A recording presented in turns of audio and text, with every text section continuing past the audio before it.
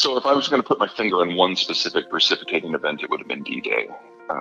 While we had been involved in World War One, with D-Day and the push to Berlin, it really was just American forces carrying the load. And once we got a taste of just how destructive industrial warfare in Europe could be, we realized that if we were ever going to contain the Soviet Union, the commitment in troops and lives were going to be something that the American population would have never supported.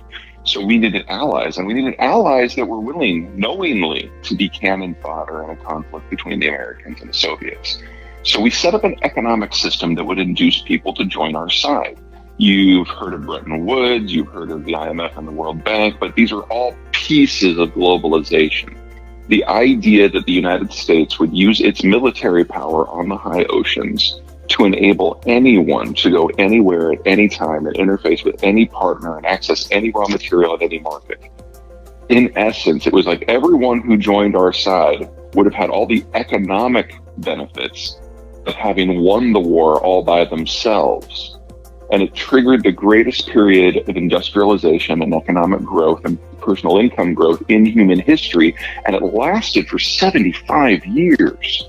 And that's how we all got electricity. That's how we all got plumbing. That's how we all got the internet and products from China and raw materials from Africa and energy from the Middle East. This is our world in a nutshell. But there's two problems. Number one, the Cold War is over. And even with the Russian resurgence in Ukraine, there has not been a hint of talk out of the Biden administration about reinvigorating globalization. It's a bilateral security series of agreements, and that's it. We actually have not stopped prosecuting our trade wars against even the Europeans, with the exception of one deal with Airbus. Everything else is still going. Biden is still putting body into Trump's tweets when it comes to trade disputes. And then second, when we industrialized, we all started living differently. It used to be that if you had food and coal and iron ore and oil, you could have a modern economy. But that changed with globalization, because before 90% of the world's population didn't have those things. With globalization, you only needed one, and you could trade for all the others. And so the whole world started moving up. That's one of the reasons why the alliance was so potent. Everyone was part of it. But when you industrialize, you start taking manufacturing and services jobs. And you specialize, and you move off the farm and into town. And on the farm, kids are free labor. You have loads. But when you're in town, kids are really expensive, really annoying, really aggravating pieces of mobile furniture. And adults aren't dumb. We had fewer of them. You play that forward 75 years, and the advanced world hasn't run out of children. That happened 30 years ago. We're now running out of adults. And so it's been a bit of a starvation diet as the population has aged. When everyone was in their 20s and their 30s, we got this massive consumption boom. Think of what happened in the 70s with the baby boomers, or in the 2000s with the Chinese. When everyone's in their 40s and 50s, you get this big productivity boom. Think about the United States in the 1990s, or the Koreans for the last 30 years. But then you all hit retirement, and it's over.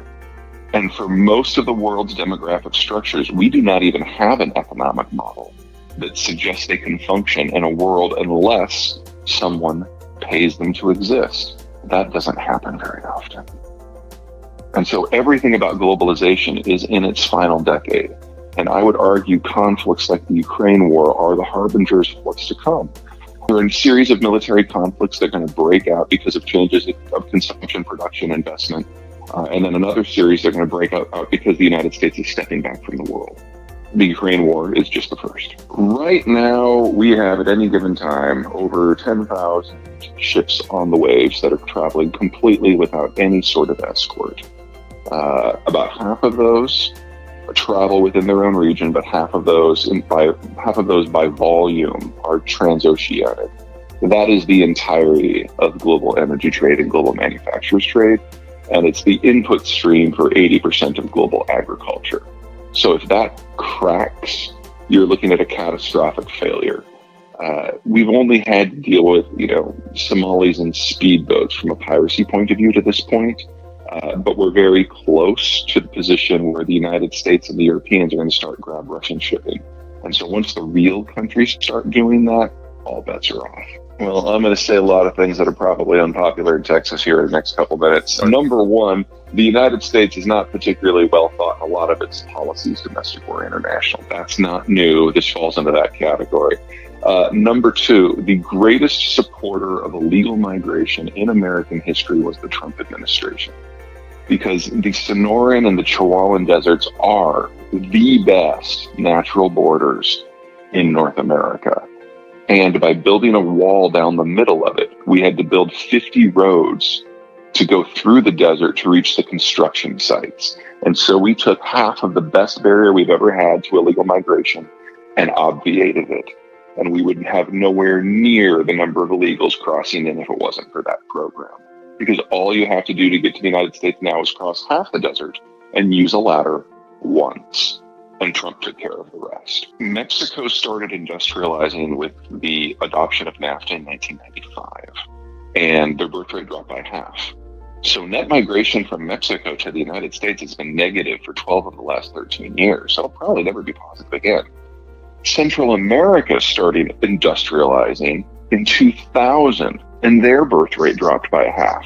So this is probably the last surge. Within 5 years, this is probably not going to be a significant problem. Well, you've all heard of the one-child policy that was adopted roughly 40 years ago.